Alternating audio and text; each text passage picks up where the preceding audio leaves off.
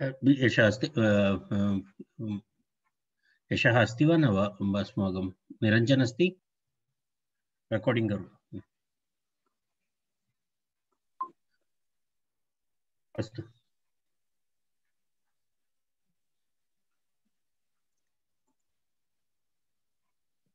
अक्षरसमाप्तमधिगम्य महेश्वरात् कृत्स्नं व्याकरणं प्रोक्तं तस्मै पाणिनये नमः।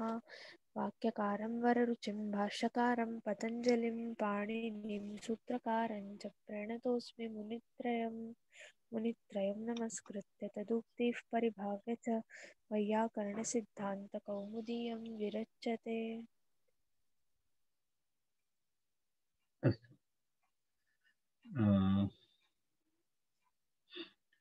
इदानीम् अस्माकं वर्गः तत्प्रकृतवचने मयट् इति पर्यन्तम् आगतम्। तद्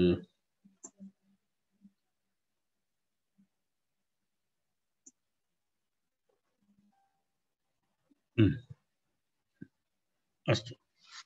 तत्र वचनमिति शब्दस्य अर्थद्वयं स्वीकर्तव्यम् इति उक्तं। वचनमित्यनेन तत्र भावार्थेपि तथा अधिकरणार्थेपि प्राचुर्येण प्रस्तुतं प्रकृतं तस्य वचनं प्रतिपादनं भावे अधिकरणे वा ल्युट्यति। आद्ये प्रकृतम् अन्नम् अन्नमयम् अन्नस्य प्राचुर्यं भावः अपूपमयं यवागुमयि। द्वितीय अन्नमयः यज्ञः अपूपमयं पर्व इति तत्र अधिकरणं तस्मिन् तद् भवति इति अधिकरणार्थकं दर्शितम्। एवं तत् समाप्य वयम् अग्रे गच्छामः। अग्रिमं सूत्रं समूहवच्च बहुषु इति अग्रिमं सूत्रं। समूहवच्च बहुषु इति सूत्रं। तत्र समूहवच्च बहुषु इति समूहवत् च बहुषु इति तत्र द्विपदं सूत्रं।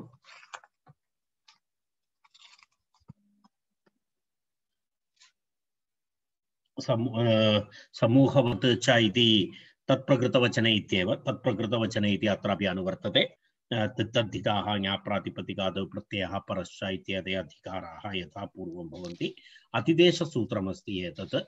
समूहवत् वत् इति दृश्यते। समूहवत् इति विधि वत् इति विधि भवति स्थानिवत् आदेशो विधौ जैसे एवं तथा एतस्य सूत्रस्य अतिदेशसूत्रमस्ति। तत् अतिदेशसूत्रमस्ति अतिदिश्यते तत्र। तत्र सामूहिकाः प्रत्ययाः अतिदिश्यन्ते चकारात् मयट्। प्रकारार्थे सामूहिकार्थप्रत्ययाः भवन्ति खलु। सामूहिकार्थप्रत्ययाः इत्युक्ते तत्र पूर्वं तस्य समूहः इति वयं पठितवन्तः। तस्य समूहः इत्यर्थे ये प्रत्ययाः भवन्ति ते सर्वे प्रत्ययाः अत्र सामूहिकाः प्रत्ययाः तत्र अतिदिश्यन्ते। अर्थात् अस्मिन् अर्थेपि तत्र भवन्ति इत्यर्थः। तेषां ते प्रत्ययाः तस्य समूहः इति सूत्रेण सामूहिकाः प्रत्ययाः इत्युक्ते तस्य समूहः इति सूत्रेण विहिताः प्रत्ययाः इति अर्थः। तदेव सामूहिकाः प्रत्ययाः। सामूहिकाः प्रत्ययाः तत्र कथं भवति प्राचुर्यार्थे यदा यत्र यत्र प्रभूतम् अथवा प्राचुर्यं दर्शयति तत्र तस्मिन् अर्थे प्रथमासमर्थप्रातिपदिकेभ्यः समूहार्थस्य अधिकारे ये तत्र कियत् तस्य समूहः इत्यारभ्य 4 to 36 तस्य समूहः इत्यारभ्य सामूहिकाः प्रत्ययः इति अस्ति। इनि त्रकट्यचश्च इति सूत्रं 4 to 50। तर्हि 4 to 36 तः आरभ्य 4 to 50 पर्यन्तं तत्र यानि सूत्राणि भवन्ति ते सामूहिक प्रत्ययाः अर्थात् समूहार्थे विहिताः प्रत्ययाः अस्मिन् अर्थे अपि भवन्ति इत्यर्थः। अस्मिन् अर्थे अपि भवन्ति इति तस्य आशयः। तदेव सामूहिकाः प्रत्ययाः अतिदिश्यन्ते इति अस्मिन् प्राचुर्यार्थेपि सामूहिकाः प्रत्ययाः भवन्ति इत्यर्थः। चकारग्रहणात् सूत्रे चकारग्रहणात् किं भवति मयट् प्रत्ययः अपि भवति इत्यर्थः। सूत्रे चकारग्रहणात् मयट् प्रत्ययः अपि भवति। तत्र मयट् प्रत्ययस्यापि विधानं भवति इत्यर्थः तत्र सर्वेभ्यः शब्देभ्यः। तत्र तेन तत्र पश्यतु, तत्र यदा मोदकाः प्रकृताः, मोदकानां प्राचुर्यम् इत्यर्थे मौदगिकम् इति तत्र रूपं भवति, मौदगिकम्। अन्यथा मोदकमयम् इति मयट् प्रत्ययः भवति चेत् तत्र एकैक प्रत्ययः भवति। तत्र मोदकमस्ति, मोदकस्य प्राचुर्यमस्ति, मोदकं तत्र मोदकाः प्रकृताः, मोदकाः प्रकृताः, मोदकानां प्राचुर्यं दर्शयति तत्र। तर्हि तस्मिन् अर्थे भावार्थः, तत्र भावार्थः यदा यत्र यत्र तस्मिन् अर्थे मोदकशब्दात् तत्र प्रत्ययः भवति, ठक् प्रत्ययः भवति। तत्र एवं सूत्रम् अचित्तधेनोष्ठक् इति सूत्रम् अस्माभिः पठितमस्ति। तत्र अचित्तहस्तिधेनोष्ठक् इति सूत्रं तत्र पठितमस्ति। सामूहिकप्रत्ययेषु अचित्तहस्तिधेनोः ठक् इति ठक् प्रत्ययः भवति। मोदकशब्दात् ठक् प्रत्ययः आदिवृद्धि मौदक ठक् प्रत्ययस्य स्थाने इक आदेशः मौदगिकम् इति रूपं भवति। तत्र मौदगिक इति प्रातिपदिकं, तस्मात् सुप्रत्ययामादेशे मौदगिकम् इति रूपं भवति। यदि यदि यदि मयट् प्रत्ययः भवति चेत् पूर्वोक्त प्रकारेण मोदकशब्दात् मयट् प्रत्ययः भवति चेत् मोदकमयम् इति रूपं भवति, मोदकमयम् इति रूपं भवति। मोदकमयम् इति रूपं भवति। पश्यतु, तत्र उभयतापि रूपाणि भवन्ति, अर्थात् मौदगिकम् इत्यपि रूपं भवति, मोदकमयम् इत्यपि रूपं भवति, इति रूपद्वयं तत्र भवति। द्वितीयमस्ति शाष्कुलिकं शष्कुलीमयम् इति रूपद्वयम् अस्ति। शाष्कुलिकं, शष्कुली इति चक्ली, शष्कुली इति यत्र शष्कुल्यः प्रचुराः भवन्ति, अर्थात् यत्र शष्कुलीनां प्राचुर्यं भवति इत्यर्थे तस्य भावं दर्शयति। शष्कुलीनां तत्र भावं दर्शयति शाष्कुलिकम् इति, शाष्कुलिकम् इति तत्र अस्ति। शष्कुलशब्दः, शष्कुलशब्द शष्कुली इति शब्दः भवति न, शष्कुली इति अस्ति। तत्र तत्र शष्कुलम् इति पुल्लिङ्गे वा शष्कुली इति तस्मिन् विषये तु पश्यामि। शष्कुली इति मम श्रुतमिति, शष्कुल पुल्लिङ्गे अपि चलति। शष्कुलशब्दः, शष्कुलशब्दात् ठक् प्रत्ययः भवति न। शष्कुली इति स्त्रीलिङ्गशब्दः, शष्कुली सत्यं। शष्कुली इति मूलशब्दः, शष्कुली इति प्रातिपदिकं, शष्कुली इति प्रातिपदिकात् ठक् प्रत्ययः, तर्हि शाष्कुलिकम् इति तत्र रूपं भवति, आदिवृत्ति इति। मयट् प्रत्यये तु शष्कुलीमयम् इति रूपं भवति। द्वितीये अर्थे मौदगिकः यज्ञः मोदकमयः यज्ञः इति उक्तम् अधिकरणार्थे। तदपि वयं पूर्वं दृष्टवन्तः। यत्र यत्र तत्र प्रकृतं मोदकं यस्मिन्, प्रकृतं मोदकं यस्मिन्, यदा कश्चन कार्यक्रमः, तस्मिन् कार्यक्रमे यथेष्टं मोदकं यच्छन्ति तर्हि तत्र मोदकस्य प्राचुर्यमस्ति। तर्हि अस्मिन् कार्यक्रमे मोदकस्य प्राचुर्यमस्ति, यथेष्टं ददाति इति तस्मिन् अर्थे तस्य अधिकरणार्थकं तं दर्शयति। अस्तु, तावदेव अस्ति। एतस्य अग्रिमं सूत्रं प्रकरणे अनन्तावसथेतिह भेषजान्यः इति अग्रिमं सूत्रम्। अनन्त अवसथ इतिह भेषज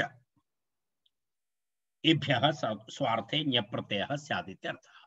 किमपि नास्ति, तत्र विशेषार्थः नास्ति, तत्र सामान्यर्थः ञप्रत्ययविधायकं सूत्रं स्वार्थे केभ्यः शब्देभ्यः अनन्त, पुनः किमस्ति आवसथ तदनन्तरम् इतिह भेषज एतेभ्यः चतुर्भ्यः शब्देभ्यः स्वार्थे ञप्रत्ययः भवति।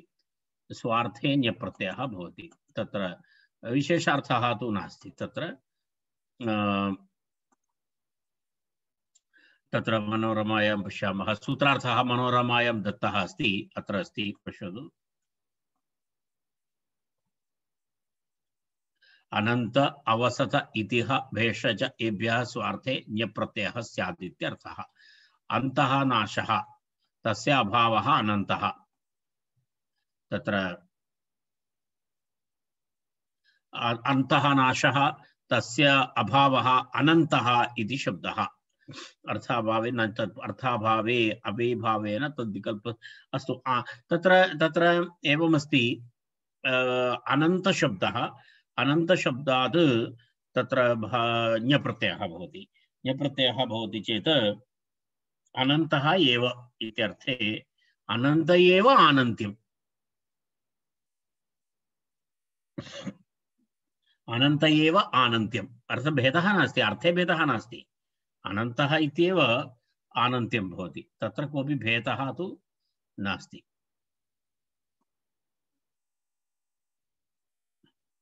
अनंत एव आनन्तः इति आनन्त्यम् इति शब्दः। अनन्त शब्दात् ञप्रत्ययः भवति। अनन्त शब्दात् ञप्रत्ययः भवति चेत् तत्र ञकारस्य संज्ञालोपः भवति, य अवशिष्यते। अनन्त य यस्येति च इति अकारलोपः अनन्त्य य अनन्त्य।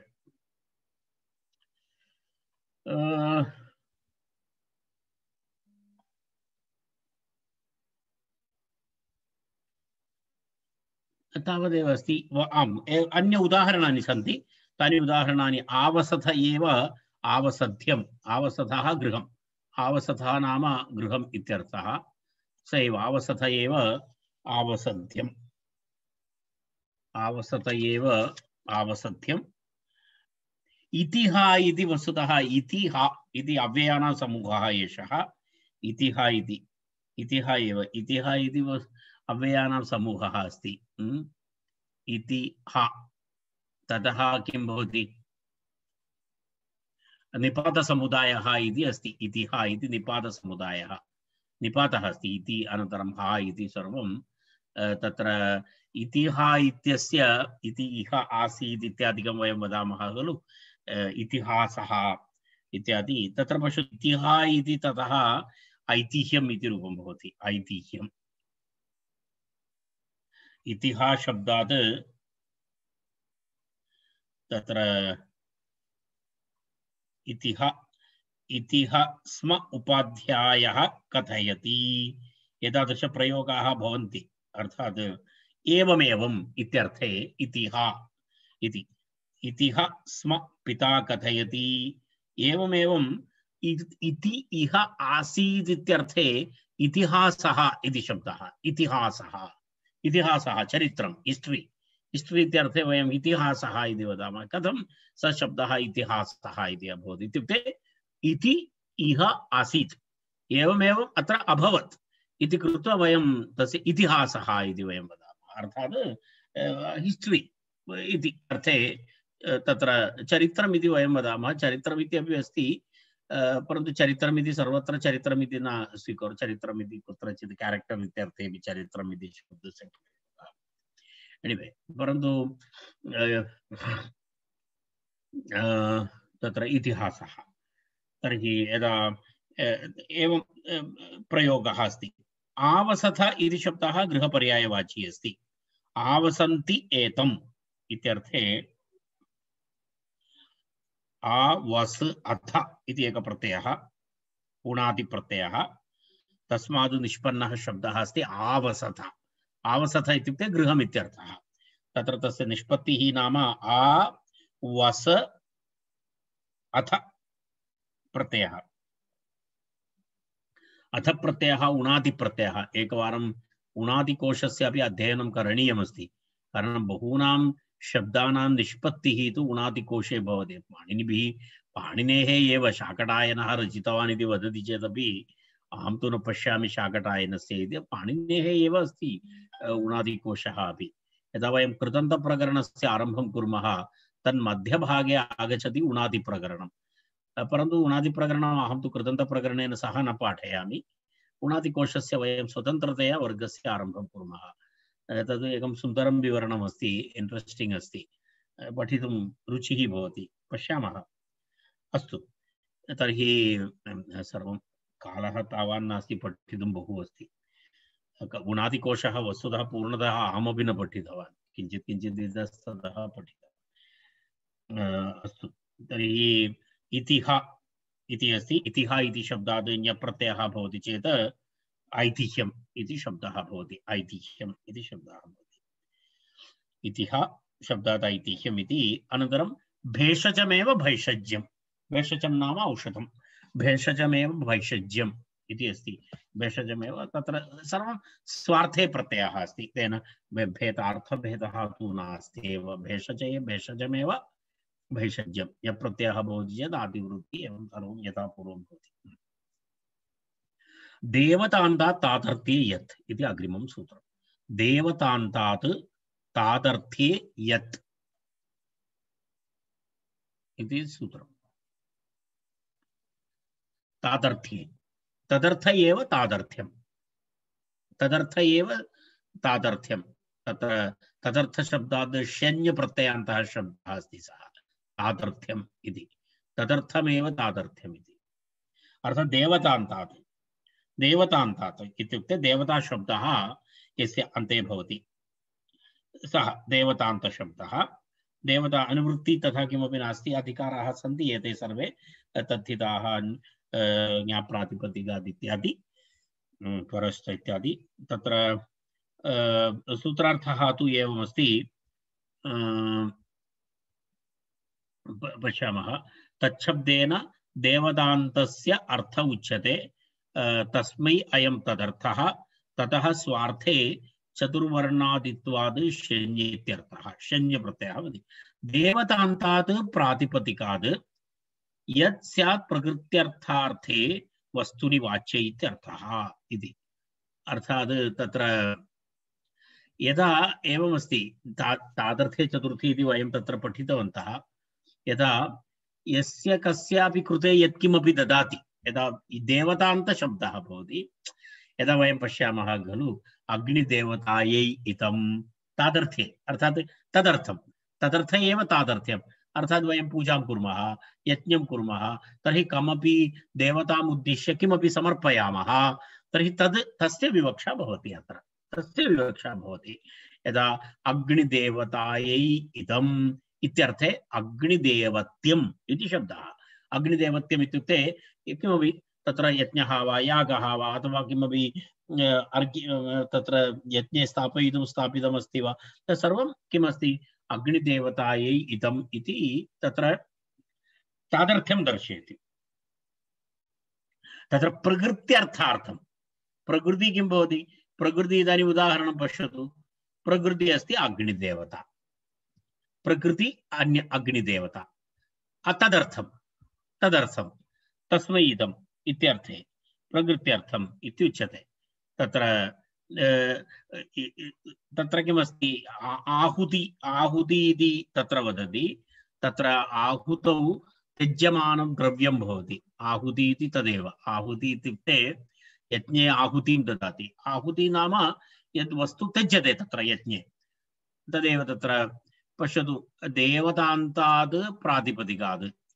मूलनियमः तत्र प्रातिपदिकं कीदृशं स्यात्, तस्य अन्तः देवतावाचकशब्दः। तत्र देवता इति भवति। देवता इति भवति। यदा अग्निदेवता, पितृदेवता इत्यादि देवतान्तशब्दः, तस्य प्रातिपदिकात् यत् स्यात्, यत् प्रत्ययः स्यात्, यत् प्रत्ययविधायकं सूत्रं, यत् प्रत्ययः स्यात्, प्रकृत्यर्थे किं भवति, वस्तुनि वाच्ये। प्रकृत्यर्थे वस्तुनि वाच्ये। प्रकृत्यर्थार्थे वस्तुनि वाच्ये इत्युक्ते प्रकृति अग्निदेवता वा या कापि देवता, वाचक देवता, तस्मै इदम् इति अर्थः यत्र विवक्षितः भवति तत्र। तर्हि किं किमस्ति देवतान्तप्रातिपदिकं भवति अनन्तरं तत्र वाच्यं किमस्ति वाच्यं नाम प्रकृत्यर्थार्थमिदं प्रकृत्यर्थार्थं प्रकृति तस्य अर्थः तस्मै पुनः अर्थ इति अस्ति प्रकृत्यर्थं नाम प्रकृति के लिए अनन्तरं द्वितीयार्थस्य वस्तु इत्यर्थः तर्हि अर्थद्वयमस्ति अर्थात् द्वौ शब्दौ अर्थशब्दौ प्रथमार्थशब्दस्य तस्य कृते इत्यर्थः द्वितीयार्थशब्दस्य वस्तु इत्यर्थः तर्हि प्रकृतेः कृते यद् वस्तु त्यज्यते यागे वा तत्र देवतार्थं तस्य नाम तदर्थं तस्मिन् अर्थे यत् प्रत्ययः भवति इत्याशयः तस्मिन् अर्थे यत् प्रत्ययः भवति यदा वयं तत्र वदामः खलु सा अस्य देवता इत्यादिकं वयं वदामः सा अस्य देवता इति एतस्य यागस्य एतस्य यज्ञस्य देवता एषा अस्ति इति एवं तत्र तत्र तस्मिन् अर्थे एवं प्रयोगः भवति यदा अग्निः देवता यस्य इति अग्निदेवता तत्र पितुः देवता पिता देवता इति पितृदेवता इत्यादि शब्दाः भवन्ति तर्हि तस्मिन् अर्थे तदेव तदर्थ एव तादर्थ्यं स्वार्थे शन्य अर्थः स्पष्टः स्यात् इति मन्ये अर्थात् देवतान्त प्रातिपदिकम् अर्थः किं भवति अभिधेयः अर्थः भवति तादर्थ्यम् अर्थात् तस् प्रकृत्यर्थार्थं प्रकृति इत्युक्ते देवतान्त प्रातिपदिकं तस्य अर्थं तस्य कृते यत्किमपि अर्थं त्यजति तद् वस्तुतः तद् इति विवक्षायां यत् प्रत्ययः भवति देवतान्त प्रातिपदिकात् यत् प्रत्ययः भवति इत्यर्थः अग्निदेवतायै इदम् इति उदाहरणात् स्पष्टमस्ति अग्निदेवतायै इदम् इत्यर्थे अग्निदेवता इति शब्दात् यत्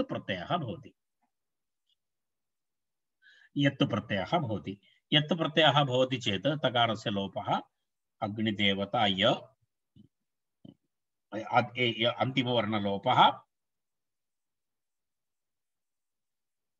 तत्र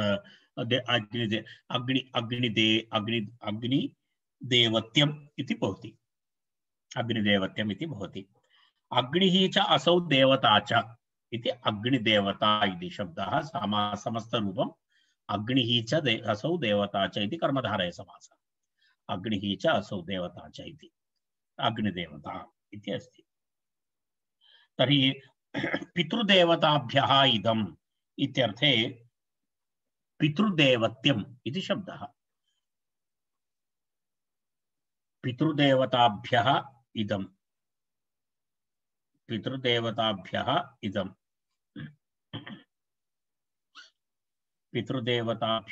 इदम् इत्यर्थे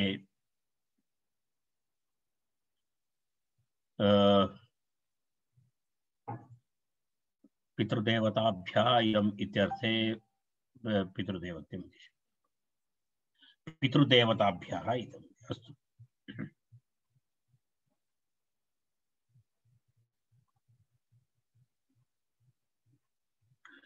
तदनन्तरं किमस्ति अस्तु तत्र अग्रे गच्छामः पादार्घाभ्यां च इति अग्रिमं सूत्रं पादार्घाभ्यां च एते सर्वे शब्दाः बहु प्रसिद्धाः भवन्तः जानन्ति यदा अर्घ्यं पाद्यम् इत्यादि शब्दाः सन्ति अत्र पश्यतु पादार्घाभ्यां च इति अस्ति तत्र पादार्घाभ्यां च इति तादर्थे इति अनुवर्तते अनन्तरं यत् इति अनुवर्तते अर्घ्यपाद्यादिकम् इति वयं वदामः अर्घ्यपाद्यादिकं यदा कोऽपि आगच्छति गृहे यदा ज्येष्ठाः तर्हि अर्घ्यपाद्यादिकं पुरातनसम्प्रदायः अर्घ्यपाद्यादिकं दत्त्वा तस्य एवं स्वागतं करोति इति अस्ति यदा कोऽपि गृहे आगच्छति पुरातनकाले आसीत् मध्ये त्यक्तम् इदानीं कोरोना कालानन्तरम् आरब्धम् एतत् सर्वम् अर्घ्यपाद्यादिकम् आगत्य हस्तपादादि प्रक्षालनम् इत्यादिकं पूर्वं तथा नास्ति पूर्वमासीत् आरम्भकाले भारते तदनन्तरं पुनः तत्सर्वं त्यक्तम् आसीत् बहिः गत्वा आगच्छति चेत् साक्षात् आगत्य शय्यायां शयनं करोति स्म इदानीं पुनः सः कालः आगतः इदानीं गृहम् आगत्य वस्त्राणि निष्कास्य कुत्रापि स्थापयति अनन्तरं स्नानादिकं करोति तदनन्तरं तदा इदानीम् अभवत् पूर्वं यथा पूर्वम् इदानीं सर्वम् आरब्धम् अस्ति कालस्य वैशिष्ट्यं पादार्घाभ्यां च इति तत्र पादार्थमुदकम् इति पाद्यं तदर्थे इति अर्थः तदर्थे प्रकृत्यर्थे तादर्थे यत् इति भवति तत्र अर्घार्थमुदकम् अनन्तरम् अथवा पादार्थमुदकम् अर्घः नाम पूजा इत्यर्थः अर्घशब्दस्य अर्थः पूजा मूल्ये पूजाविधावर्थः इति अमरकोशः तर्हि तदर्थे पादार्थम् अर्घार्थम् इत्यादि अर्थेषु तत्र तादर्थे तत्र यत् प्रत्ययः स्यात् इति पूर्वोक्तविषयः उदाहरणं पश्यतु स्पष्टमस्ति पादार्थम् उदकम् पादप्रक्षालनाय पादार्थम् उदकम् इत्युक्ते पादप्रक्षालनाय यद् उदकं ददाति तद् पाद्यम् इति उच्यते पादशब्दात् यत् प्रत्ययः भवति पादशब्दात् पाद्यम् इति शब्दः भवन्तः जानन्ति प्रक्रियां विवरणं न करोमि अर्घ्यम् अर्घशब्दात् अर्घः पूजा इति अहम् उक्तवान् अर्घः पूजा पूजार्थं यत् उदकम् अर्घार्थं यत् उदकं तत्र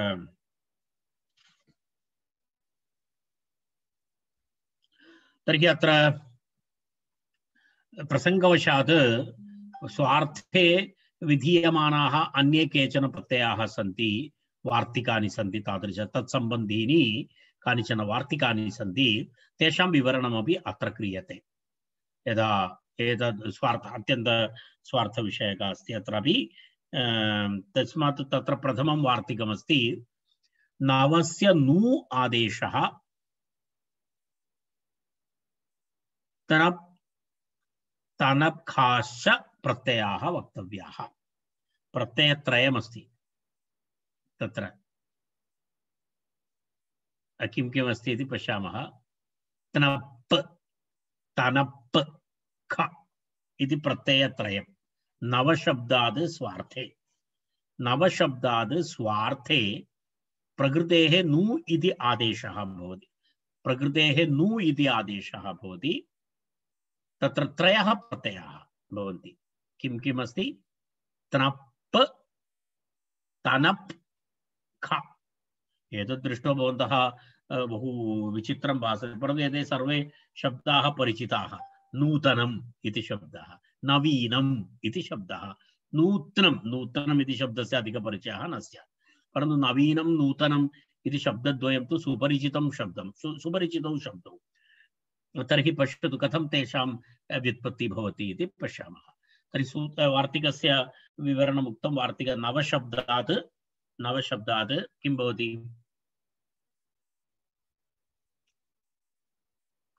तत्र अस्ति पश्यतु नवशब्दात् वार्तिकमिदम् एते प्रत्ययाः अत्यन्तस्वार्थिकाः पश्यतु नवशब्दात् खप्रत्यय एव अवश्य अत्र सूत्रार्थः न दत्तः अस्ति अस्तु एनिवे चिन्ता नास्ति सूत्रार्थस्य आवश्यकता नास्ति एते तत्र सूत्रार्थस्य वार्तिकमेव वार्तिकार्थः विशेषतया वक्तव्यं नवस्य नु आदेशः एते प्रत्ययाः वक्तव्याः विशेषतया अर्थस्य आवश्यकता नास्ति नव इति शब्दात् प्रथमं त्रप् प्रत्ययः त्रप् प्रत्यये पकारः इत् भवति त्रप् प्रत्यये पकारः इत् भवति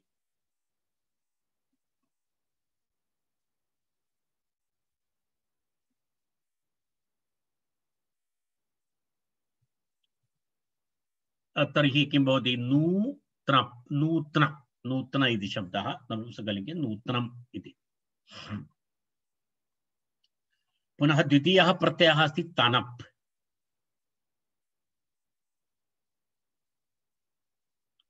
तनप् नु आदेशः नव इति शब्दात् तनप् नव इत्यस्य स्थाने नु इति आदेशः भवति तन नूतन इति शब्दः भवति नव इति शब्दात् किं भवति खप् प्रत्ययः भवति चेत् खप् प्रत्ययस्य ईन आदेशः खप् प्रत्ययस्य ईन आदेशः नव इत्यस्य स्थाने नु तर्हि नु ईन और गुणः इति सूत्रेण गुणः भवति और गुणः इति सूत्रेण गुणः भवति नो ईन अवादेशे नवीन इति शब्दः भवति नवीनम् इति शब्दः नश्च पुराणे प्रात् इति अग्रिमं वर्तते नश्च पुराणे प्रात् तत्र नश्च न इति एकः प्रत्ययः इतोपि भवति चकारग्रहणेन पूर्वोक्त प्रत्ययाः सर्वे भवन्ति तनप् तन ख प्लस न इति एकः प्रत्ययः इतोपि नश्च नकारः न प्रत्ययः च पुराणे अर्थे प्राचीनम् इत्यर्थे पुराणे अर्थे वर्तमानात् प्रशब्दात् नः न प्रत्ययः वक्तव्यः चात् पूर्वोक्ताः चकारग्रहणात् पूर्वोक्ताः प्रत्ययाः अपि पुराणे अर्थे पुराणम् इत्यर्थे पुराणार्थे वर्तमानात् प्र इति शब्दात् किं किं भवति न प्रत्ययः भवति तनप् प्रत्ययः भवति तनप् प्रत्ययः भवति खप् प्रत्ययः भवति इति प्रणं प्रत्रं प्रतनं प्रीणम् इति रूपाणि भवन्ति न भवति चेत् प्र न नकारस्य नत्वं प्रण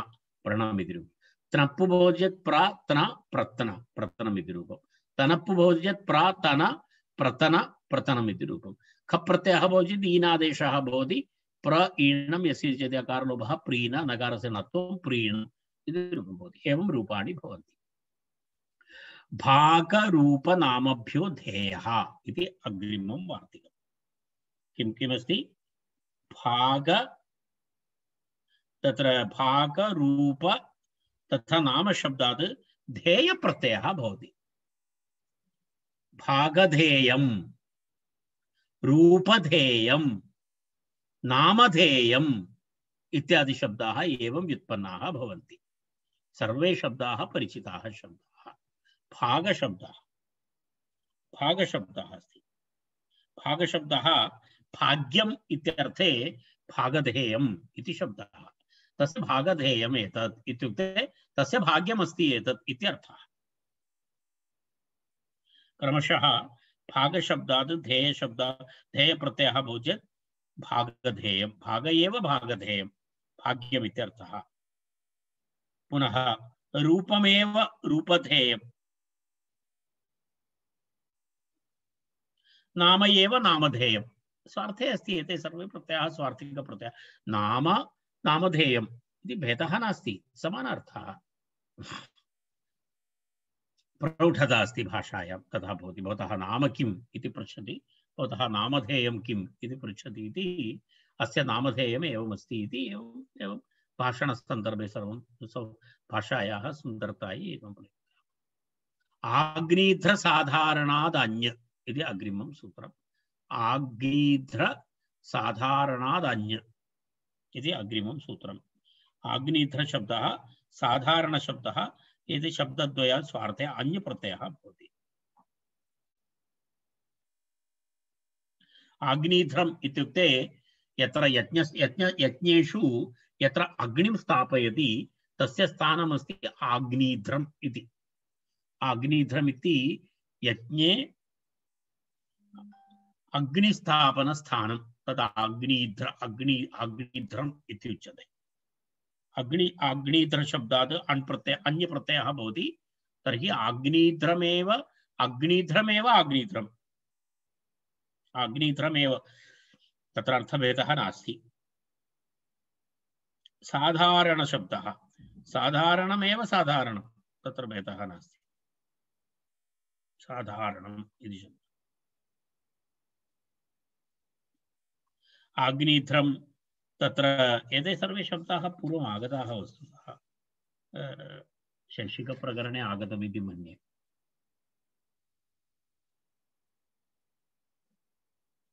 स्त्रीलिङ्गे तु ङीप् प्रत्ययः भवति अग्निध्री इति तत्र एवम् अस्ति साधारणं स्त्रियां ङीप् अग्निध्री साधारणी इति ङीप् प्रत्ययः अस्तु अधिदेः ञः इति अधिदेर्ञः इति अग्रिमं सूत्रम् अधिधेर्ञः अधिधेर्ञः तादर्थे अस्ति तादर्थे तदर्थम अतिथि के लिए अतिथेः कृते इत्यर्थे अतिथये इदम्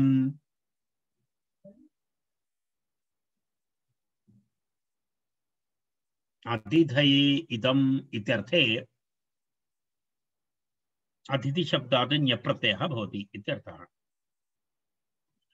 अतिथि शब्दात् ञप्रत्ययः भवति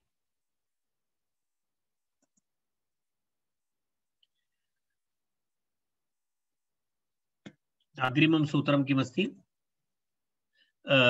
एतस्य प्रक्रियाम् अधित्रिमिति अतिथये इदमित्यर्थे अतिथि शब्दात् चतुर्थ्यन्तात् किं भवति ञप्रत्ययः भवति इत्यर्थः ञप्रत्ययः भवति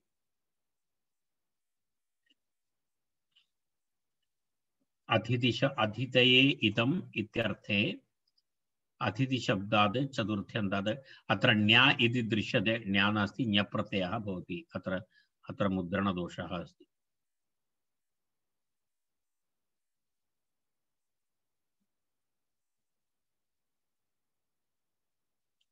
अतिथि शब्दात् ञप्रत्ययः भवति यकारः अवशिष्यते आदिवृद्धि आदिथि यस्य दिच इति कारलोपे आदिथ य आदित्य इति पूर्वम् उक्तप्रकारेण प्रक्रियाः भवन्ति विशेषतया तत्र किमपि नास्ति आतिथ्यम् इति शब्दः अपि सुपरिचितः शब्दः आतिथ्यम् इति वयं वदामः अतिथये इदम् इत्यर्थे आतिथ्यम् इति भवति देवात्तल् इति अग्रिमं सूत्रम् देवात्तल्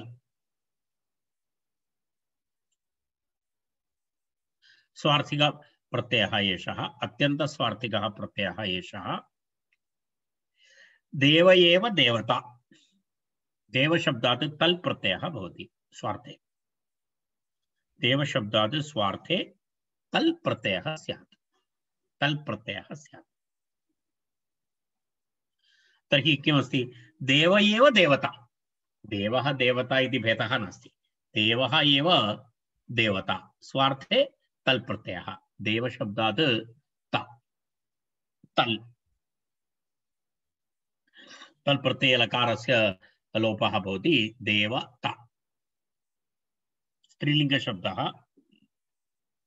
देवता इति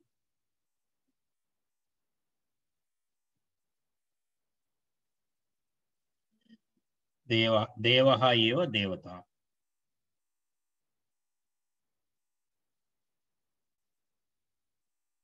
अवेः कः इति अग्रिमं सूत्रम् अयमपि केवल स्वार्थिकः अवेः कः अवि इत्युक्ते अजावि यदा किञ्चित्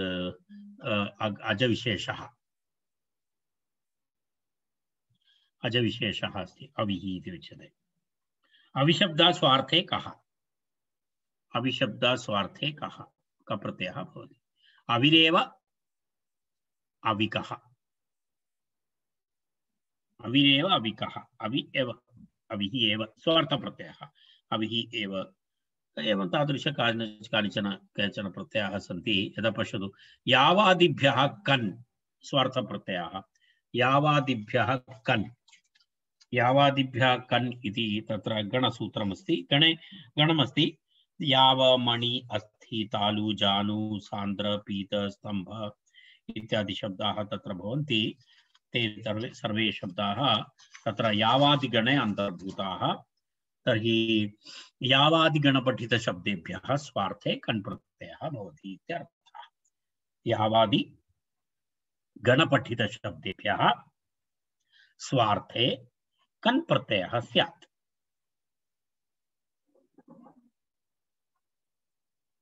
यावकः यवानामयं यावः ओदनादिः यावः इत्युक्ते ओदनादिः यावः यवम् उपयुज्य यत् ओदनादिकं करोति तद् तत्र तत्र पश्यतु यवानाम् अयम् इति यावः ओदनादिः स एव यावकः इत्यर्थः यावकः अलक्तकवृक्षो वा यावः स एव यावकः तत्र एवं वृक्षपर्यायः अपि अस्ति यावोलक्तो द्रुमालयः इति तत्र अमरकोशः तत्र दत्तः अस्ति यावशब्दस्य अलक्तवृक्षः इत्यर्थः अपि अस्ति तर्हि एकस्मिन्नपि अर्थे वा भवतु स एव अर्थः भवति खलु याव एव यावकः ओदनादिकं वा भवतु अथवा अलक्तवृक्षः वा भवतु यावकः मणि मणिकः मणि इति शब्दात् मणि इति शब्दात् किं भवति मणि इति शब्दात् कप्रत्ययः कन् प्रत्ययः भवति चेत् मणिक इति शब्दः भवति मणिकः मणिरेव मणिकः मणिः एव मणिकः इति मणि तत्र मणिः मणिक माणिक्यम् इत्यादि भवन्ति तत्र अग्रे अग्रिमं सूत्रं लोहितान् मणौ इति अग्रिमं सूत्रं लोहितान् मणौ कन् प्रत्ययः विधीयते कन् इति अनुवर्तते पूर्वसूत्रात् स्वार्थे इति अस्ति लोहित शब्दात् यत्र मणि विशेषवाच्यं भवति तथा मणि विशेषवाचकं भवति यदा लोहित शब्दः वर्णः लोहितवर्णः अनन्तरं तस्य विशेष्यं भवति मणि यदि एवं भवति लोहित शब्दः तत्र मणौ वर्तमानात् लोहित शब्दात् इत्यर्थः मणौ वर्तमानात् लोहित शब्दात् मनोरमा पश्य मणौ वर्तमानात् लोहित शब्दात् स्वार्थे कन् स्यात् माणिक्यमयो मणिरेवेह मणिर्विवक्षितः यस्तु जवा कुसुमादिनिमित्त लौहित्यवान् स्फटिकमणि तस्य तु रक्ते इति उत्तरसूत्रेण सिद्धम् अस्तु तत्र भिन्नं सूत्रं वदति अग्रिमसूत्रं किञ्चित् भिन्नमस्ति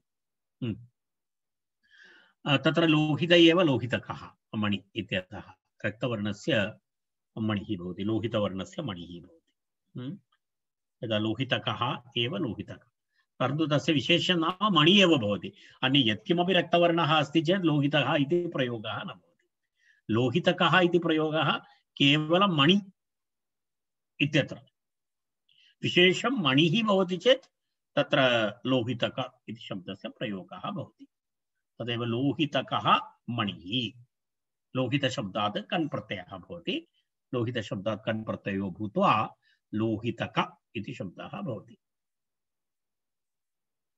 वर्णे च अनित्ये इति अग्रिमं सूत्रम् वर्णे च अनित्ये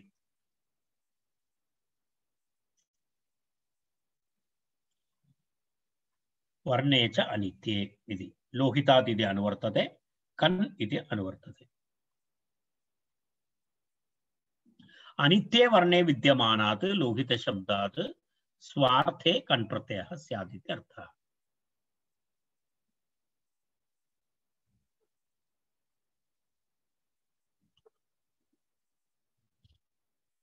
अनित्ये वर्णे वर्तमानात् यदा कस्यचित् मुखं कोपेन रक्तवर्णः जातः कोपेन रक्तवर्णः जातः कश्चन गौरः गौरी तर्हि कोपः आगतः तर्हि तस्य मुखकोपेन वा लज्जया वा मुखं रक्तवर्णः जातः सः वर्णः नित्यं नास्ति अनित्यवर्णः एषः अनित्यवर्णः तदर्थमेव अनित्ये वर्णे विद्यमानात् इति अनित्ये वर्णात् विद्यमानात् लोहितशब्दात् इत्यर्थः यदा लोहितकः कोपेन कोपेन लोहितकः तत्र पश्यतु स वर्णः तत्र नित्यं नास्ति तद् केवलं सान्दर्भिकमस्ति तादृशसन्दर्भे तदेव वर्णे च अनित्ये इति अनित्ये वर्णे विद्यमानात् लोहितशब्दात् स्वार्थे कन् स्यात् इत्यर्थः अनित्ये वर्णे विद्यमानात् लोहितशब्दात् किं भवति स्वार्थे कन् प्रत्ययः भवति। यदा लोहितकः कोपेन लोहितः कोपेन इति शब्दः। लोहितात् लिङ्गबाधनं वा इति अग्रिमम् एकं वार्तिकमस्ति। लोहितात् लिङ्गबाधनं वा इति तत्र वार्तिकस्य विवरणमस्ति। अत्र मनोरमायाम् अस्मिन् विषये बहु विवरणं दत्तमस्ति। अहं तावदधिकं न गच्छामि। अत्र पश्यतु लोहितकः कोपेन देवदत्तादिरिति शेषः। कोपनिमित्तक देवदत्ता है लौहित्यम् अनित्यमेव कोपाभावे तदभाव भवति इत्यर्थः। तावत् अनन्तरं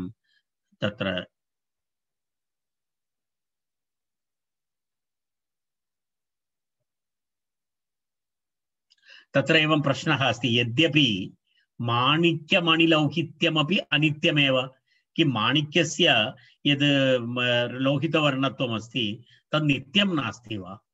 तदपि अस्ति खलु। परन्तु तत्र एवमस्ति, तस्य व्याख्या कथमस्ति? माणिक्ये नष्टे तन्नाशात्। माणिक्यं यदा नष्टं भवति तर्हि तस्य नाशः अपि भवति लौहित्यस्य। परन्तु तत्र एवमस्ति, तथापि आश्रयद्रव्यस्य उत्पत्तिप्रभृति नाशपर्यन्तं यः वर्णः वर्तते स वर्णः नित्य इति अभिमतमिति न दोषः इति। तत्र एवं नियमः।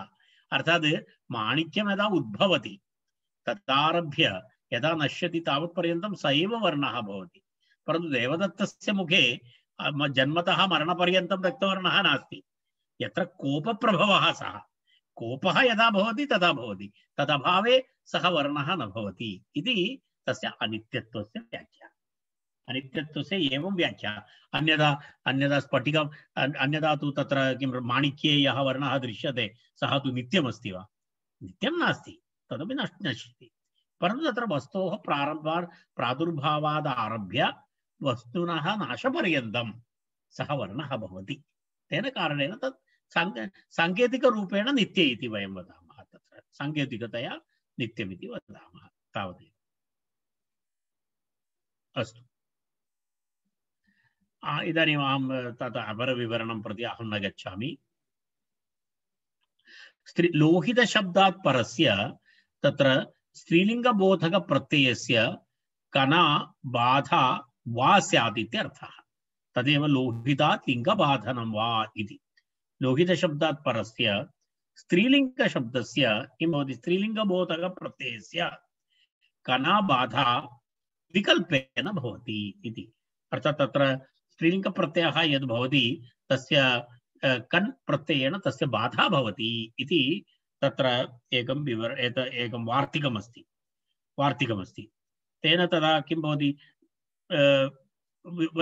तत्र विकल्पेन बाधा भवति। तत्र कथं भवति रूपम् इति पश्यामः। लोहतिका इति रूपं भवति, अनन्तरं लोहनिका इति तत्र रूपमस्ति। लोहनिका इति न भवति। पश्यतु तत्र कथं भवति इति। एकनिमेषः। लोहतिका लोहनिका इति अर्थात् द्वयमस्ति। लोहतिका इति विकल्पेन तत्र प्रत्ययस्य बाधा भवति, लोहतिका इत्यपि भवति, लोहनिका कोपेन इत्यपि भवति। तत्र रूपद्वयं तत्र तस्मिन् विषये अस्ति। तत्र एवमस्ति। लोहितशब्दात् परस्य स्त्रीलिङ्गबोधकप्रत्ययस्य कन् द्वारा विकल्पेन बाधा भवति। अन्यथा यदि नित्यं भवति चेत्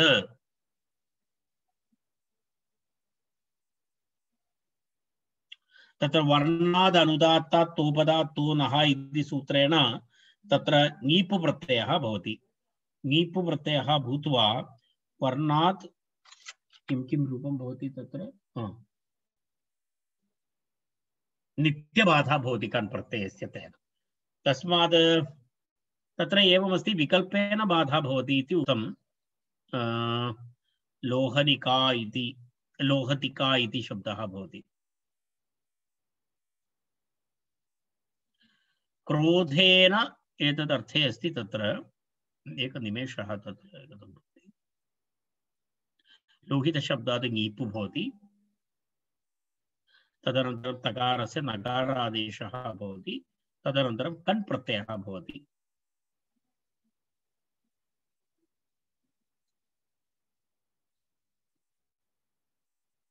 तत्र कथं भवति इत्युक्ते ङीपु प्रत्ययः भवति लोहितशब्दात् ङीपु प्रत्ययस्य पुनः तदनन्तरं तत्र लोहितशब्दः तकारस्य स्थाने नकारः अपि भवति नकारः अपि भवति चेत् लोहिन इति ई भवति लोहिनी लोहिना इति भवति लोहिना इति ङीपु भवति चेत् तद् ङीपं बाधित्वा कप्रत्ययः भवति कन् प्रत्ययः भवति कन् प्रत्ययः भवति तर्हि किं भवति तत्र तं बाधित्वा यदि भवति तर्हि कन् प्रत्ययः भवति तर्हि लोहित कन् लोहितक इति रूपं भवति तदनन्तरं टापु प्रत्ययः भवति यदि यदि ङीपु प्रत्ययस्य बाधा नास्ति तर्हि लोहनी इति भवति तदनन्तरं कन् प्रत्ययः भवति तर्हि लोहनिका इति भवति इति रूपद्वयं तत्र तथा भवति तावदेव अस्ति लोहितिका इत्यपि रूपमस्ति लोहिनिका इत्यपि रूपमस्ति लोहनिका लोहितिका शाटिका लोहिनिका शाटी इति रूपद्वयमस्ति अस्तु